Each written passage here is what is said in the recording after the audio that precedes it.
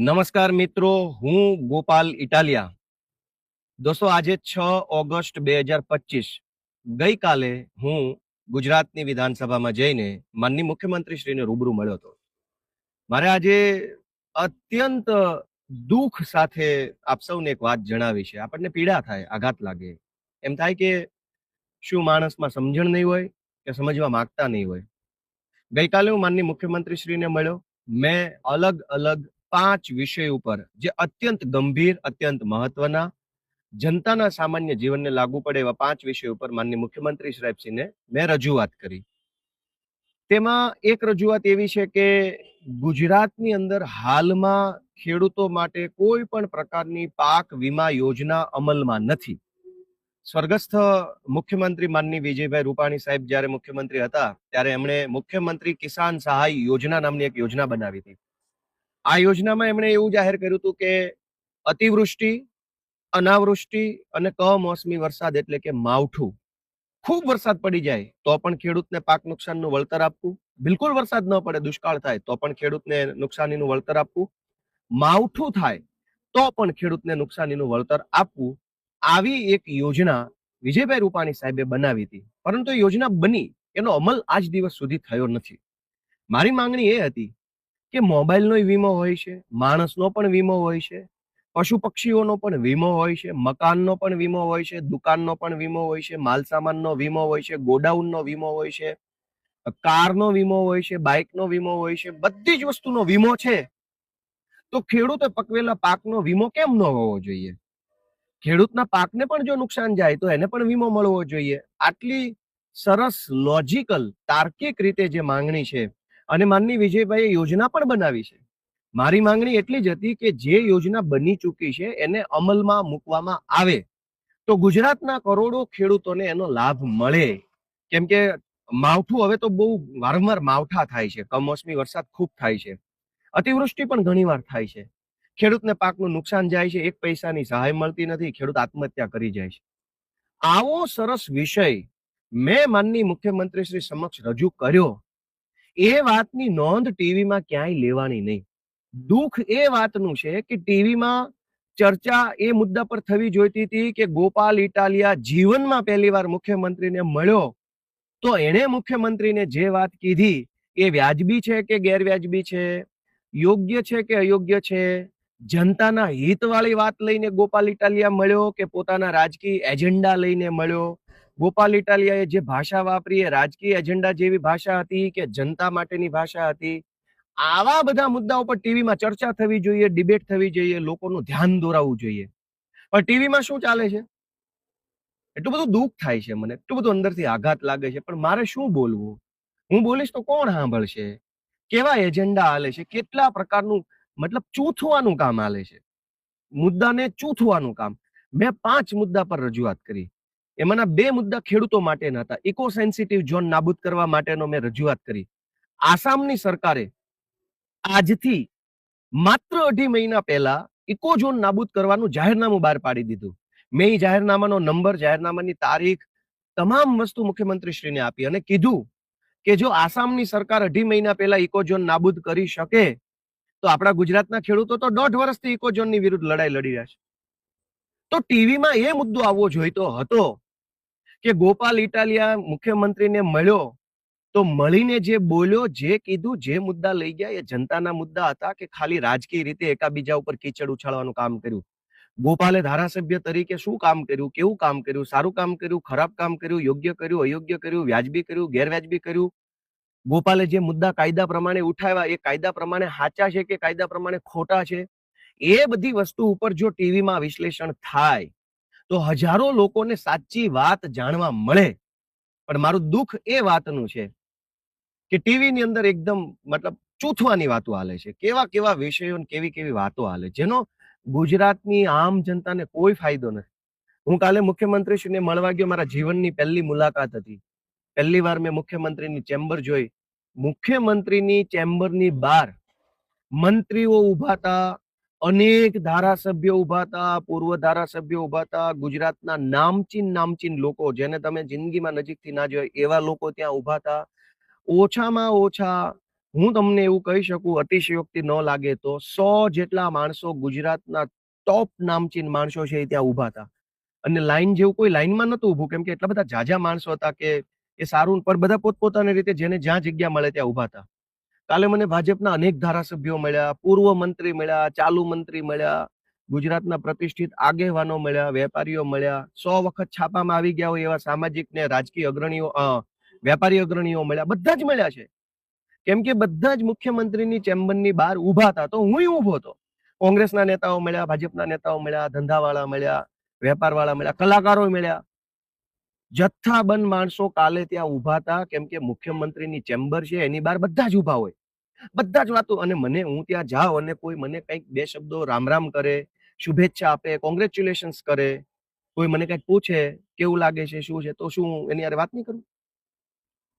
ગોપાલ ઇટાલિયા જિંદગીમાં પહેલી વાર મુખ્યમંત્રીને મળ્યા પછી એણે પહેલી વખત શું કામ કર્યું? પોતાનો રાજકીય એજન્ડા લઈને ગયા, બીજેપીનું ખરાબ ચિતરવા માટેની માનસિકતા લઈને હું વિધાનસભામાં ગયો, અથવા હું બહુ મહાન ક્રાંતિકારી છું એ મારી છબી ચમકાવવા માટે ગયો, કે ખરેખર હું જનતાના જીવનને લાગુ પડતી હોય એવી કોઈ વ્યાજબી વાત લઈને ગયો?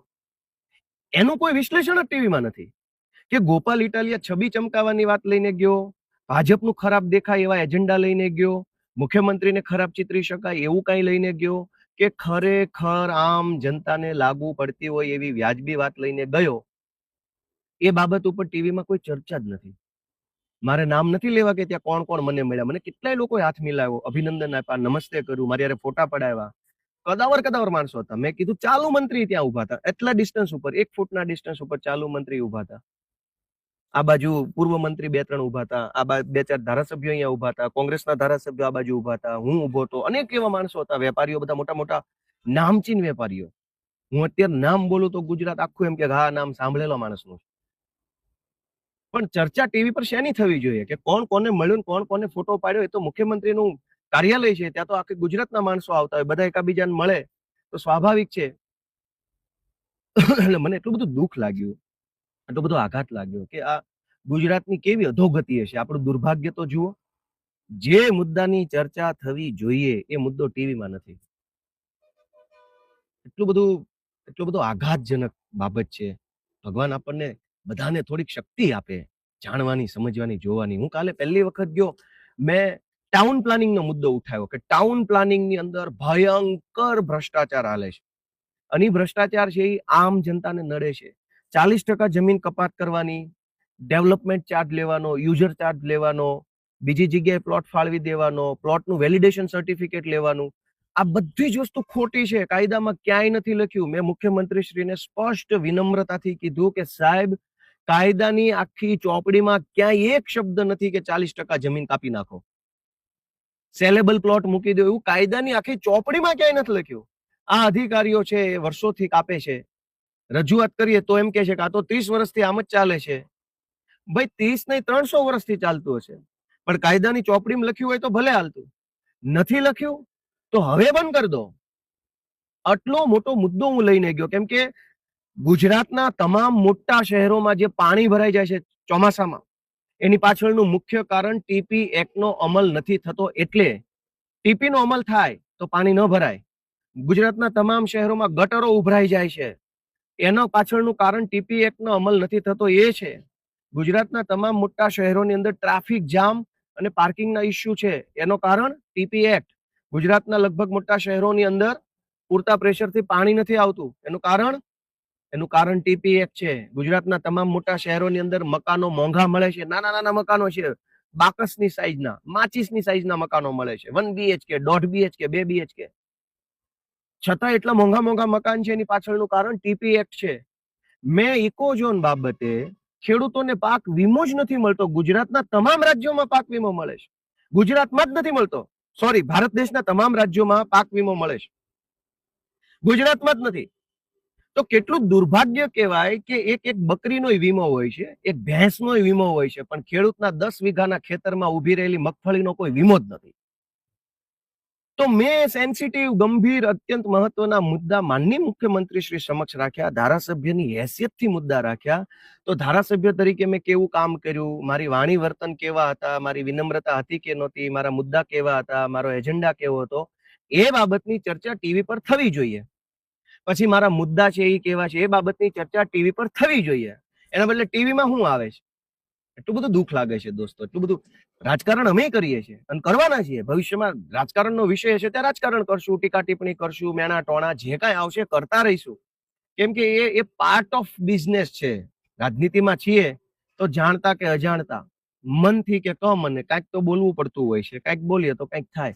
પણ જ્યારે હું મુખ્યમંત્રીને એક ધારાસભ્ય તરીકે મળું છું, એ ઘટનાને બતાવવાના બદલે મુખ્યમંત્રી કાર્યાલયની બહાર કોણ મળ્યું, શું વાત કરી, એ ક્યાં ચર્ચાનો વિષય છે? મુખ્યમંત્રી કાર્યાલયની બહાર હાઈ પ્રોફાઇલ માણસો હંમેશા રહેવાના, ટોળા મોઢે રહેવાના, વર્ષોથી રહે છે. સીએમના ચેમ્બરની વેઇટિંગ રૂમમાં હાઈ પ્રોફાઇલ માણસો જ બેઠા હોય છે. એ ચર્ચાનો વિષય નથી. ચર્ચાનો વિષય એ છે કે ધારાસભ્ય મુખ્યમંત્રીને મળ્યા તો ચર્ચા શું કરી, એ ચર્ચા સાચી છે ખોટી છે એમ. અથવા જે ભાઈના વિશે વાત છે એ આવ્યા હતા ત્યાં મુખ્યમંત્રીને મળવા, એમણે શું રજૂઆત કરી, શું ચર્ચા કરી, કેમ કોઈ પૂછતું નથી? ગુજરાતની જનતા જાગે કે ગુજરાતની જનતાને ગળે ટૂંપો દઈ દેવામાં માત્ર ભાજપ જવાબદાર નથી, આ એજન્ડા વાળા જવાબદાર છે. જે રોજ જાગીને તમને એજન્ડા બતાવે છે, સાચી વાત કોઈ બતાવવા તૈયાર નથી, સાચો મુદ્દો બતાવવા તૈયાર નથી. અવડો મોટો ખેડૂતોનો મુદ્દો છે, ઇકોઝોન, પાક વીમો, ટાઉન પ્લાનિંગ, આખા ગુજરાતની જનતા રીબાય છે ટાઉન પ્લાનિંગના કારણે. એ કોઈ ટીવીમાં આવતું નથી કે સાચું છે કે ખોટું. હું છાતી ઠોકીને એમ કહું છું કે ટાઉન પ્લાનિંગ એક્ટના કાયદાની આખી ચોપડીમાં એક શબ્દ એવો નથી લખ્યો કે 40% જમીન કાપી લેવી, છતાંય જબરજસ્તીથી નાગાઈ કરીને જમીનો કાપી લે છે. અને એ જ જમીન પાછી વેચાઈ જાય છે બિલ્ડરોને. જ્યારે જમીન કાપવામાં આવે ત્યારે એવું કહેવાય છે કે આ શાળા માટે, આ દવાખાના માટે, આ ફાયર સ્ટેશન માટે, આ સ્વિમિંગ પુલ માટે. કોઈ શાળા, ફાયર સ્ટેશન, દવાખાનું બનતું નથી. એ જ જગ્યા બિલ્ડરોને વેચાઈ જાય છે. તો ખેડૂતની 40% જમીન મફતના ભાવે કાપી લીધા પછી એની એ જ જમીન પાછી કરોડો રૂપિયામાં બિલ્ડરને વેચી દેવામાં આવે. એ જ જમીન ઉપર બિલ્ડર અબજો રૂપિયાનું બિલ્ડિંગ બનાવે અને એ જ ખેડૂતને વેચે. આ ખેલ મેં કાલે ખુલ્લો પાડવા મુખ્યમંત્રીશ્રીને રજૂઆત કરી, પણ ટીવીમાં ન આવ્યું. ટીવીમાં શું આવ્યું? મુખ્યમંત્રીના કાર્યાલયની બહાર કોણ કોને રામ રામ કરે છે. દોસ્તો, કઈ હદનો એજન્ડા ગુજરાતમાં હાલે છે, કલ્પના તો કરો. પાપ માત્ર ભાજપનું નથી, એજન્ડાની અંદર સામેલ રહેલા દરેક માણસનું પાપ છે. 40% જમીન ખેડૂતની મફતના ભાવે પચાવી પાડવાની. એ જમીન ઉપર ધારો કે ઈડબ્લ્યુએસ આવાસ યોજનાના આવાસ બને તો આવાસ બનાવવાનું ફંડ પ્રધાનમંત્રી આવાસ યોજનામાંથી આવે છે. તમે જોજો, કરોડો રૂમ કૌભાંડ કહું. મુખ્યમંત્રીશ્રીને રજૂઆત કરી કે ખેડૂતની 40% જમીન કાપી, એ જમીન ઉપર એક પ્લોટ અનામત મૂક્યો. એમાં એવી અનામત આપવામાં આવી કે ઈડબ્લ્યુએસ આવાસ માટે અનામત પ્લોટ, તો જમીન મફત થઈ ગઈ કોર્પોરેશન પાસે. પ્રધાનમંત્રી આવાસ યોજનામાંથી ફંડ આવ્યું, એનાથી બાંધકામ થયું ફ્લેટ્સનું. 15 માળના ફ્લેટ બનાવ્યા પ્રધાનમંત્રી આવાસ યોજનામાંથી. જમીન આવી ગઈ ખેડૂતની મફત. હવે ઈડબ્લ્યુએસ આવાસ જો ગરીબોને આપવામાં આવે તો 10-10 લાખ રૂપિયા શેના લેવામાં આવે છે? જમીન મફત છે, બાંધકામ કેન્દ્ર સરકારનું છે, તો ગરીબ પાસેથી પૈસા લેવામાં શું કામ આવે છે? પૈસા ક્યાં જાય છે? આ બધા વિષય ઉપર કોઈ ચર્ચા ટીવીમાં કરવાના બદલે જે પ્રકારની ચર્ચા ટીવીમાં થાય છે, એટલું બધું દુઃખ લાગે છે, એટલો બધો આઘાત લાગે છે કે સાચું કોણ બતાવશે, સાચી વાત કોણ કરશે? અને સાચી વાત નહીં કરો તો ગુજરાતની જનતાનું શું થશે? મેં ગઈકાલે કોઈ રાજકીય એજન્ડા ઉપર વાત નથી કરી, કોઈ પાર્ટીનું નામ નથી બોલ્યો, કોઈના વિશે હું ખરાબ નથી બોલ્યો.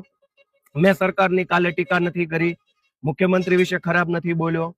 કશું જ ખરાબ બોલ્યા વગર, કશું જ રાજકીય સ્ટેટમેન્ટ આપ્યા વગર, માત્ર અને માત્ર જનતાના મુદ્દામાં હું શું બોલ્યો, એ મુદ્દામાં મારું લોજિક શું છે, કાયદા શું છે, આટલી વાત મેં કરી. આ વાત જનતા સુધી પહોંચાડવાની જરૂર હતી, પણ નહીં પહોંચાડે. દોસ્તો, તમે જાગો, હું તો હાથ જોડું છું તમને. ધારાસભ્ય તો હું 2 વર્ષ પૂરતો છું, આવતીકાલે રામ જાણે હું શું હશ શું નહીં હોઉં. પણ દોસ્તો, સત્ય જે છે ને, એ સત્ય ક્યારેય ઢંકાવવું ન જોઈએ, સત્ય ઊભું ન રહેવું જોઈએ, સત્યની ઉપર જૂઠનો પડદો ન પડી જવો જોઈએ. એની જવાબદારી આપણા બધાની છે. મેં ગઈકાલે 5 મુદ્દા પર સત્ય ગુજરાતની જનતા સમક્ષ મૂકવાની કોશિશ કરી, જેમાં એક હતો ઇકોઝોન, બીજો હતો પાક વીમાની યોજના જે ગુજરાતમાં નથી લાગુ કરવામાં આવે, ત્રીજો હતો ટાઉન પ્લાનિંગ એક્ટ કે જેનું ગુજરાત આખામાં ખોટું અમલીકરણ કરવામાં આવે છે, એના કારણે શહેરોની અંદર સમસ્યા વધે છે.